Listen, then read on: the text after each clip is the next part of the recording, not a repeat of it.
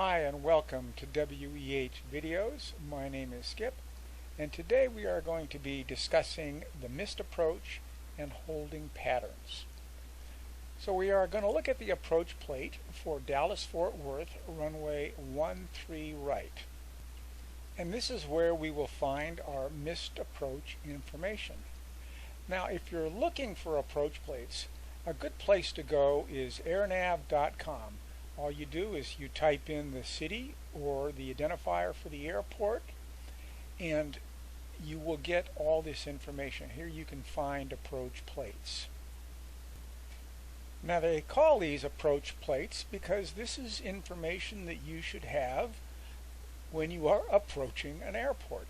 And you should have this information long before you got to the airport, and it could even be part of your flight planning. It would be a really good idea. The last thing you want to do is find yourself on final approach and realizing that you're going to have to do a missed approach and not have a clue of what to do. This is a real bad time to be looking for the approach plate. So let's look at the missed approach procedure for runway 13.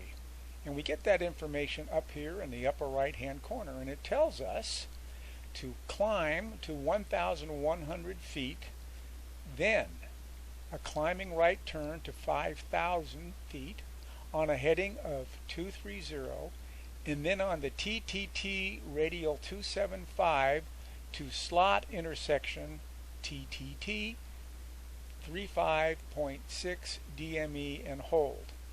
Alright, so what we're going to do is we're going to fly straight out from runway 13, and then we're going to make a climbing right turn after we reach 1,100 feet, and we will continue climbing to 5,000 feet, and then we will head out to the slot intersection for our hold. So what is TTT radial 275? Well, look down here, we have TTT Mavericks TTT. This is a VOR. So we are going to turn our NAV1 radio to 113.1, the Maverick VOR.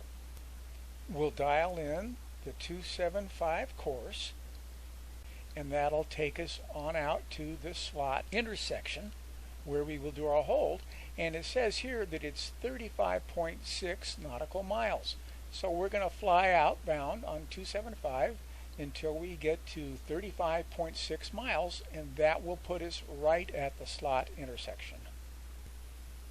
Now it's called an intersection because it's exactly what it is, an intersection. You'll notice that it says here on 112.4 from the UKW VOR on radial 166, where the 275 and the 166 cross, that is our intersection. That's where we're going. So another way you can know that you are at this location is you can tune your NAV2 radio to 112.4, set the course for 166 radial, and when the CDI needle is centered, you will know you're on the 166 radial, and if you stayed on the 275 radial coming out from Mavericks, you are at the slot intersection.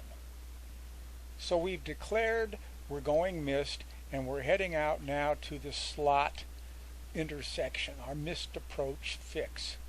And just what are we going to do when we get there? Well, here's a blow up of the approach, and here is the 275 radial we're coming out on. And remember, when we got to 35.6 miles on the 275, we will be at the slot intersection. Now notice these are dashed lines here. It's not a solid line. And this represents a missed approach hold. If this was a normal holding pattern, then this would be a solid line. So that's how you can tell the difference between a missed approach holding pattern and just a normal holding pattern. So what exactly is a holding pattern? A holding pattern always has a starting point, a fix, and then it is going to have a turn, an outbound course, another turn, and then an inbound course. And we call these legs. So we have our end leg, the fixed end leg, which is going to be a standard rate turn. Then we have the outbound leg, and in our case it's going to be a 1 minute timed leg. Then we will start another standard rate of turn back to the 275 radial, and then another 1 minute flight back to our starting point, the fix. Now in a perfect world with no wind, this would take 1 minute for the first standard turn, another minute for the outbound, another minute for the turn, and another minute for the inbound, and that would give us a 4-minute hold. So what is a standard rate turn? Well, a standard rate turn is 3 degrees per second. So if we fly for 1 minute, it will equal a 180-degree turn. And we do that with our turn coordinator. We put our wing on the R here. That will give us the standard rate turn, and that's how we can make our first turn in our holding pattern. So how do we know how to enter the holding pattern? Well, there's basically 3 entries. There's the direct entry, the parallel entry, and the teardrop entry. And to determine which one we are going to use, we will draw a line straight out from our 275 inbound course. So whatever the inbound course is to your missed approach, you will draw a line straight out from that. Then you will draw another line 110 degrees clockwise from that point, and you'll end up with a line like this. And then we just extend that to its reciprocal, and we've divided it into 3 areas. And if you did the math to get to this angle here, you would see we have the 275 radial plus the 110 degrees is 385, so we subtract 360 from the 385, and so we have a 025 degree course from our fix. So what that is going to give us is 025 degrees here and 205 degrees from our fix there. So now we have these areas, and if we are between the 025 and the 205 in this area here, we will use the direct entry. And for that, we just immediately go into our holding pattern. If we are between the 275 and the 025 in this area, then we would use a parallel entry. And a parallel entry looks like this. We will fly in from any angle here. We will cross the fix. We will fly on the outbound course 095 for 1 minute.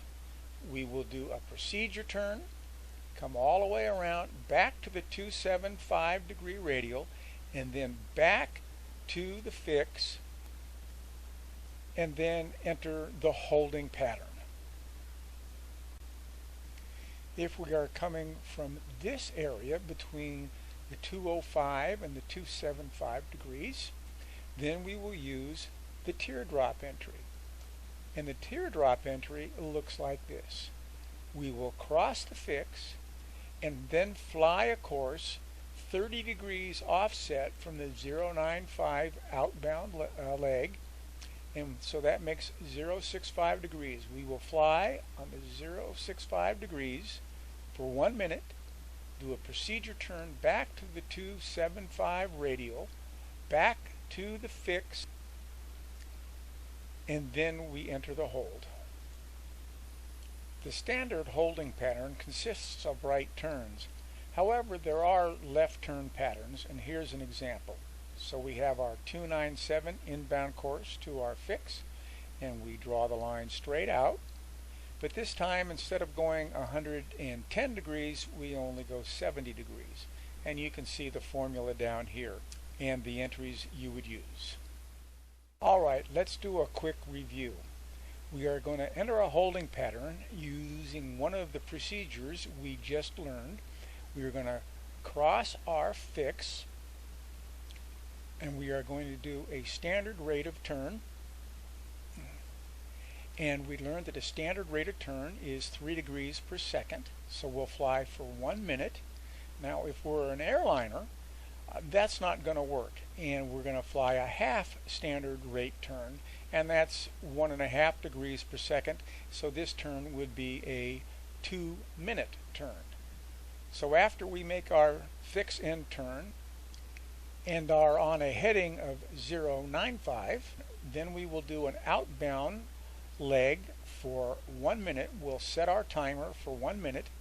After 1 minute, we will start another standard rate turn back to our inbound course, which in this case is 275. And then in the perfect world with no wind and perfect flying, this would take 1 more minute to get back to our fix. And that is how we do a holding pattern. So that's it for my brief introduction to how to do a missed approach and holding patterns. If you like this, please click the like button. If you'd like to leave a comment, that would be great. And thank you so much for watching, and God bless.